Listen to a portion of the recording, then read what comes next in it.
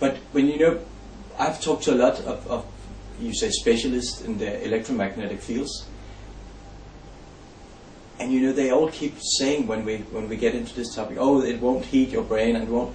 But it's like they're talking in another world. It's like that they don't have the full picture of what is really going on. I wouldn't say they don't have the full picture. I would say they're not allowed to say it, or they're not allowed to say, because they know that they lose their funding and their job, and they can be killed at the worst, or then they get a heart attack anyway, and they get sick, they get cancer, because killing today is not with the boom boom, except for presidents and prime ministers, because they want to demonstrate.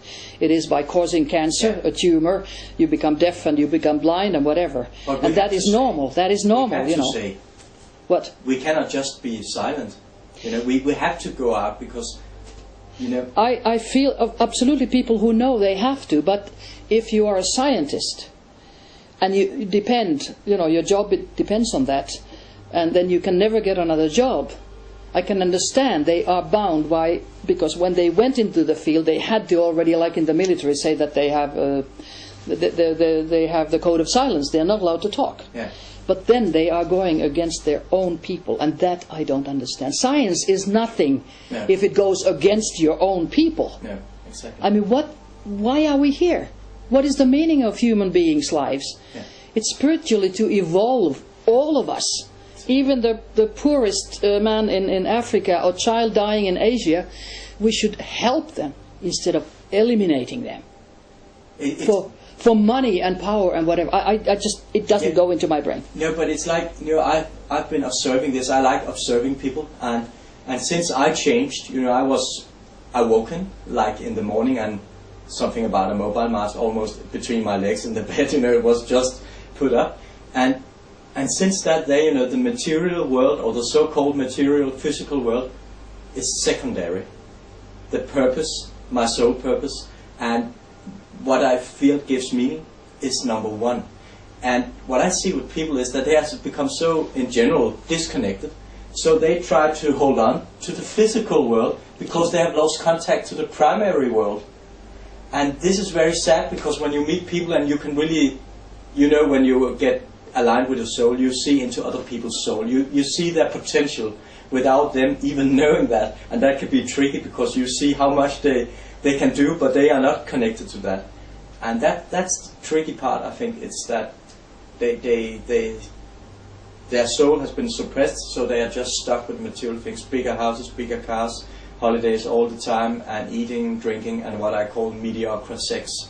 Because when you're not have your soul with it, where's the love? The real love?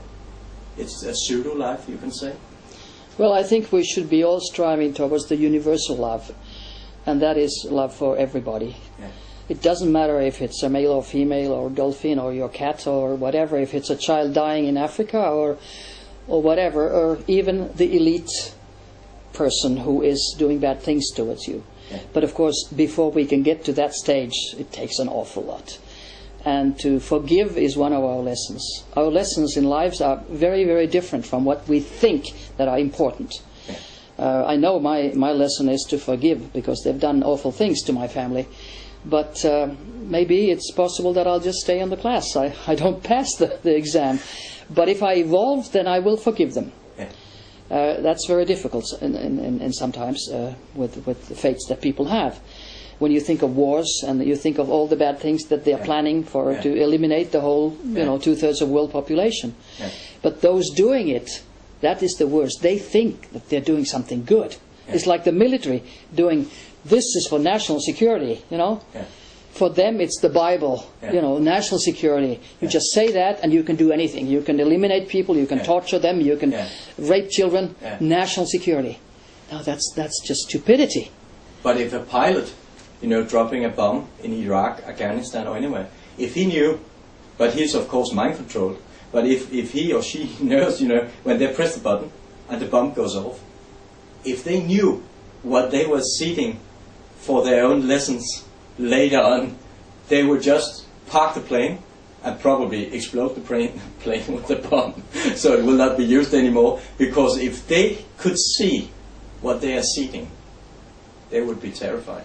Yeah, but in the military, Yeah, yeah, yeah. And in science, again, I repeat, they are never taught what it is to be a human being. Yeah. You can't kill a human being. You can kill their bodies. You can kill their houses. Yeah. And with electronic warfare going on now, today, all over the Western world, against civilian population, they are experimenting and making them sick, making them die, with psychological warfare, surveillance of your neighbors and whatever. And of course they say, oh, paranoia. No, it isn't. It's all according to the paragraphs, how you're supposed to do certain things. Yeah. And then chemical warfare. And that is, of course, done with chemtrails, which are terrible. But the history of the US, for instance, shows that already in the 50s, airplanes in San Francisco and elsewhere, they were throwing viruses and bacteria to cause people to be sick and die. Can you imagine? Already in the 50s. Now it's coming out. Now even anybody can see chemical trails. They are, planes that show X, for instance, at the sky. Expendables. My house has many expendable signs, and they have viruses there if they want. They have bacteria there if they want. But normally in chemtrails they have aluminium, titanium, barium, and magnesium in powder form. And when you breathe it in, you become sick, maybe with asthma, with bronchitis, but you also become implanted with a microchip. And when you have metal in your body, even if it's amalgam in your teeth, which is about 50% at least mercury, so then the beaming towards you with electronic warfare experimentation is much easier. And that's why they want you to have amalgam, and they want you to have all kinds of metal things inside your body. And people know nothing about it. And then they say, oh, this is paranoia, come on. My government, my military is there, my police is there to protect me. That used to be maybe 100 years ago. But anyway, today they are experimenting. Yeah. And the experimentations are deadly. And they're very, very bad. Yeah. Now, we have to know that not always everybody, 100%, is subject to experimentation. But with the chemtrails, anybody who happens to be in that area where the aeroplanes, and they're not only military, they also use passenger planes to spread the things into the air. So, of course, everybody will be affected. And with electronic warfare, absolutely anybody going on the streets where they change the frequencies of the lamps. It's electronic warfare. And in medical schools, they teach you that if somebody says that, oh, there are beams coming towards me, you're schizophrenic or whatever. Yeah. Medical schools do not teach the future doctors what the truth is. Right. They have to find it out later in their own life and with their own dealing with the patients.